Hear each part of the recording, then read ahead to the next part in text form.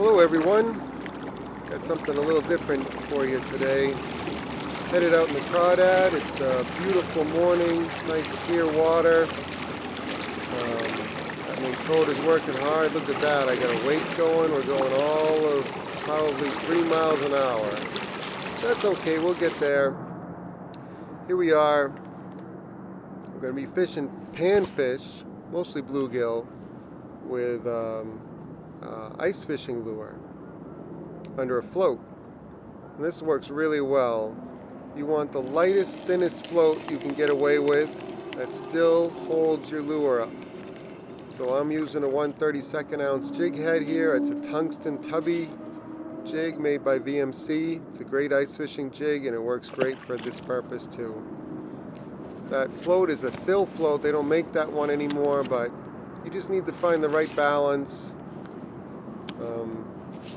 And what I'm doing is casting into fish that I can visually see. I don't have any electronics on the boat. I'm just looking for dimples. And when I cast in, you can see the fish swirl.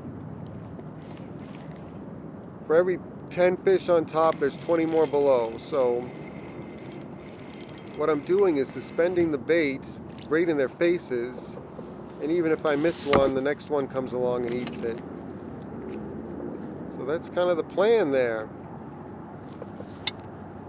A lot of people turn their noses up at panfish, but a day like today, they can really save the day. Alright, one tip that really helps with fishing panfish is to use some kind of scent. This is Smelly Jelly Bass Feast. They don't have one for panfish, I don't think. But this works great. Any kind of scent that you like. You can even tip it with live bait instead of that plastic I have on there. That stuff stinks, so I keep it in a plastic bag. You don't want that all over your boat or all over your clothes or all over you. Here we go. I've run up on another pile of fish. I'm going to cast right into them. See what happens. There we go. It didn't take long.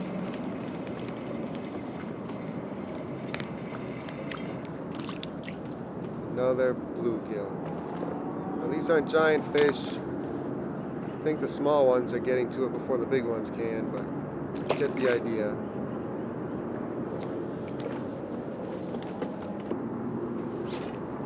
Here we go. I've run up on some more fish.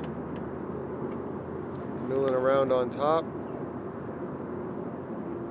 They kind of graze like cattle in the morning. Later on they go deep, or when the wind picks up, you can't see them on the water, but for now, we're doing all right.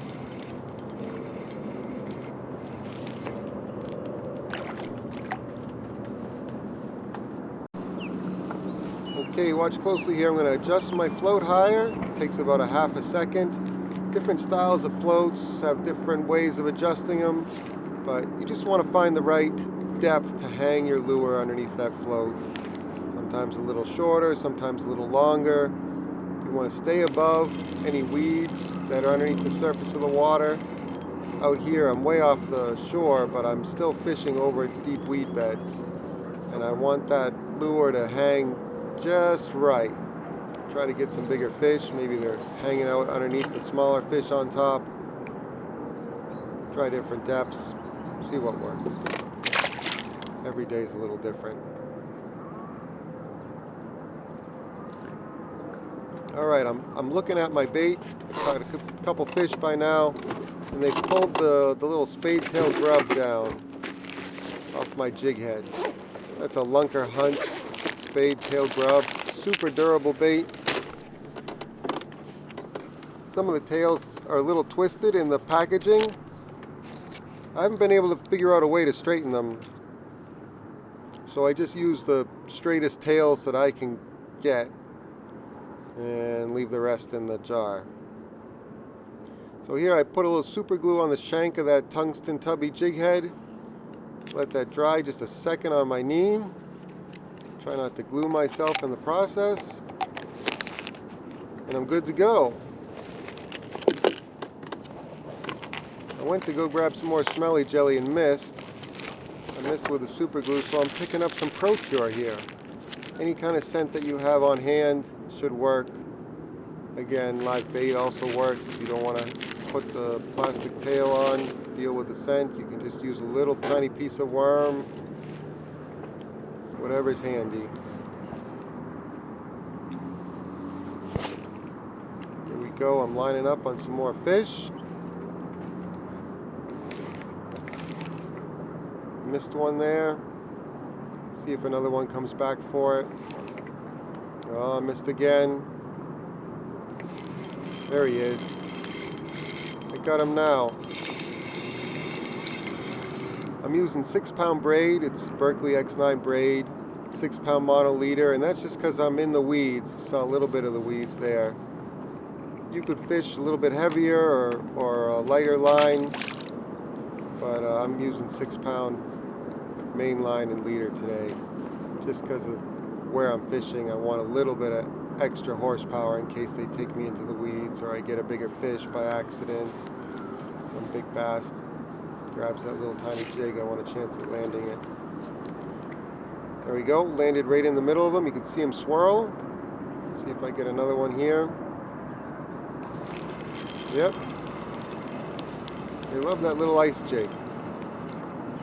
It's one of the best ways I've found to catch them. You can catch them a bunch of different ways, but that little ice jig really works well all year round.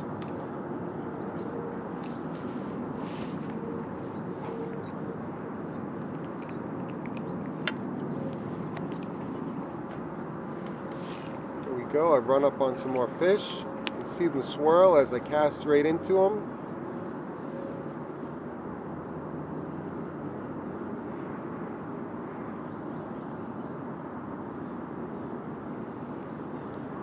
Giving it a little action, making that lure dance underneath the float. It's mostly just hanging there in their faces, but every once in a while I'll pop it. And something about that they didn't like. I cast right in the middle of them, and I can see the problem. The lure's not straight. You want that lure to hang horizontally in the water. Not vertically, not at a 45-degree angle. You want it nice and flat, horizontal in the water. And as soon as I straighten that tail out, boom, there's a fish on it. Bluegill can be really fussy about that sometimes. I'm not exactly sure why, but it doesn't seem to look natural to them. Maybe there's a little minnow in the water. You don't see them sitting there vertically. You see minnows in the water sitting there horizontally. And for some reason, that makes a big difference to the bluegill sometimes. I've cast right in the middle of them. You can see them swirl. I missed one. As soon as I land in there, they're on it. I like leaving slack in my line. I'm watching the bobber, watching my line. And when the bobber goes down or the line gets tight, I just reel set them. I'm not swinging for the fences with the hook set. I'm just reel setting them. So just start reeling. Keep pressure on them. Keep your ultralight rod tight. And in the boat they come.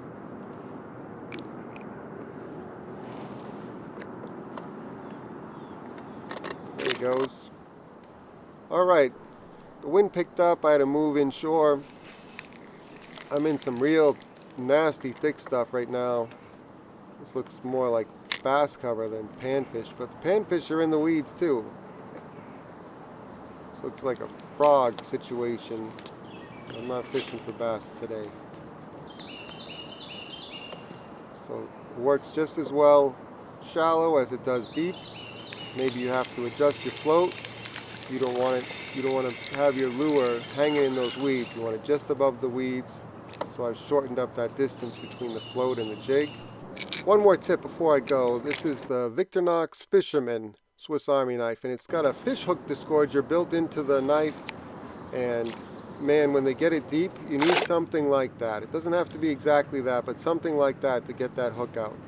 Okay, that's it. Thanks for watching. I'll catch you on the next one. See ya.